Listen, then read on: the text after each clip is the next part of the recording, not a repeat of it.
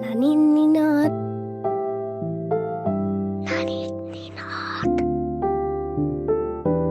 Na nit ninot. Contes infantils a cau d'orella.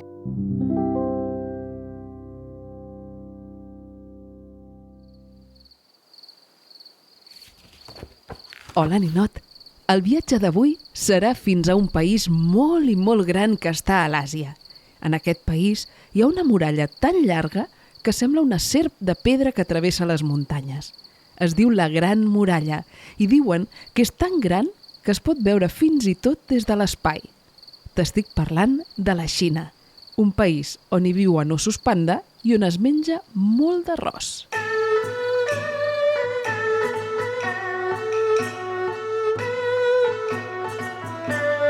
Una de les coses més boniques de la Xina són les històries que la seva gent ha explicat durant milers i milers d'anys i que sovint tenen com a protagonistes dracs molt savis. I una d'aquestes històries és la que t'explicaré ara. És el conte de la nena que va pintar un drac. Comencem, ninot. Fa molt i molt de temps, en un poblet tranquil de la Xina, vivia una nena petita que es deia Li Mei. Tenia els ulls rodons com la lluna i les mans plenes de tinta perquè tot el dia estava dibuixant, a les pedres, a les fulles, damunt la sorra del camí. «Li Mei, vine a sopar!», li va dir la mare. «Un moment, només em falta una pota de gripau», responia ella, concentrada en un pinzell que havia fet ella mateixa amb un branquilló i uns quants pèls del seu gat. La Li Mei tenia un somni que l'havia acompanyada sempre. Ella volia pintar un drac de veritat, d'aquells que surten als contes, que neden pels núvols i que fan créixer la pluja. Tothom al poble deia que els dracs ja no existien, que només eren llegendes, però ella somiava que pintava un drac tan i tan bé que tenia vida pròpia. Cada nit, quan la mare li feia un petó i tancava la porta de l'habitació, la Li Mei es posava a dibuixar en un paper gran que guardava sota el llit. I poquet a poquet, dia rere dia, el dibuix del drac va començar a aparèixer. Primer li va dibuixar les escates, una a una, petites com llavors i brillants com l'aigua. Després va dibuixar les urpes, fortes però amables. Més tard va dibuixar el cos, que era llarg com un riu, perquè els dracs xinesos són molt allargats, com si fossin serps gegants. I per últim, li va dibuixar la cara.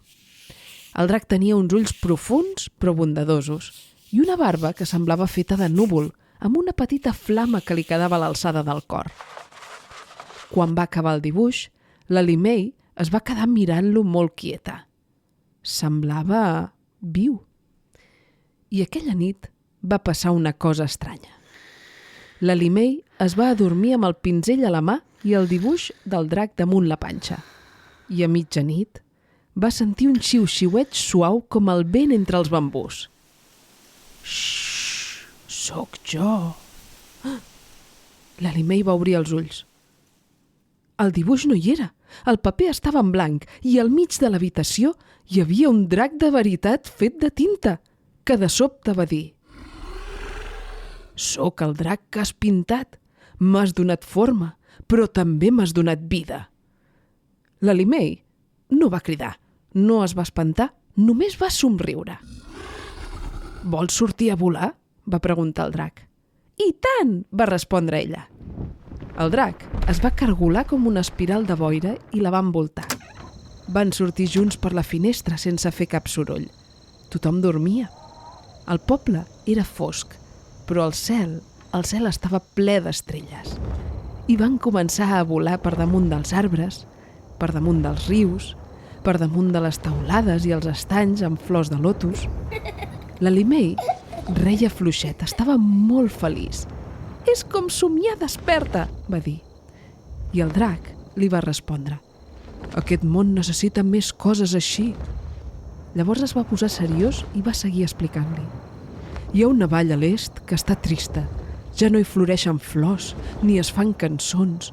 La gent ha perdut l'alegria». La Li Mei es va preocupar. va sentir un pessigolleig al cor. «I què puc fer-hi jo?», va dir. «Pinta», li va dir el drac, «però no pintis per tu, pinta per tothom».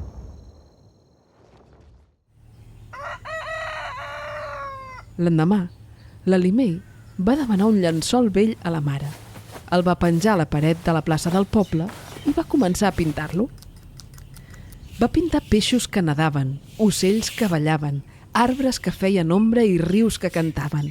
I els veïns, quan passaven, s'aturaven a mirar. «Mira quin peix tan divertit!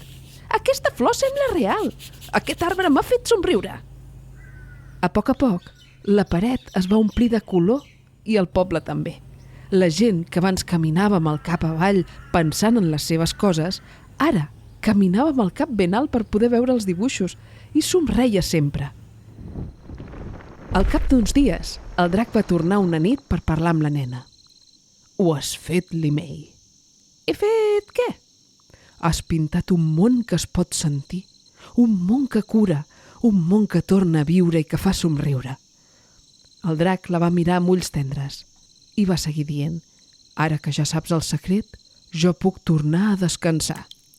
I el drac es va anar desfent a poc, com si fos tinta que es dissol en aigua, i va tornar al paper on l'Alimei l'havia dibuixat. L'Alimei va agafar aquell paper amb el dibuix i el va abraçar ben fort. No estava trista, estava plena perquè sabia que el drac encara era amb ella, dins dels seus pinzells, dins dels seus dibuixos, dins dels seus somnis. I aquella nit, l'Alimei va dormir tranquil·la i, com sempre, amb les mans ben tacades de tinta.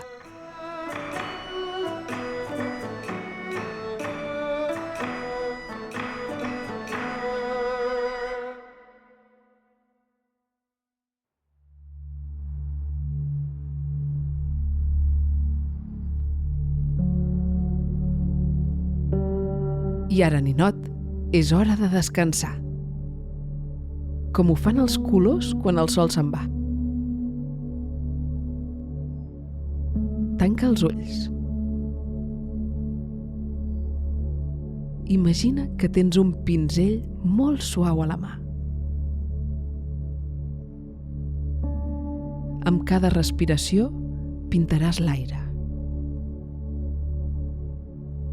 Agafa aire pel nas molt a poc, com si volguessis olorar una flor pintada en un paper antic.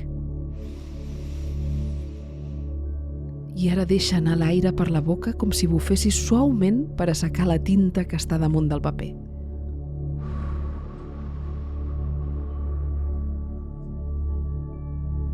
Torna-ho a fer 2 vegades més.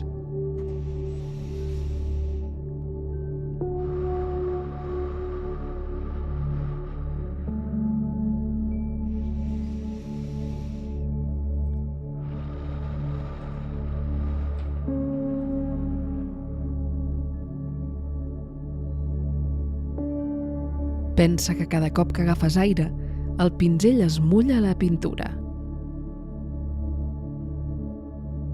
I quan deixes anar l'aire, el drac que estàs pintant comença a prendre forma.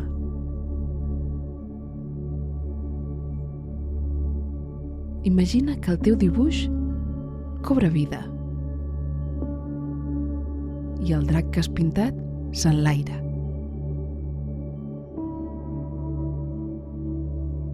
Et convida a volar amb ell.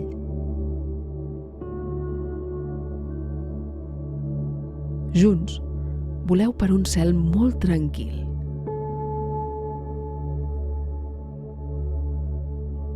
Els estels us piquen l'ullet. La lluna us acarona amb la seva llum. I l'aire us embolcalla com una manta suau.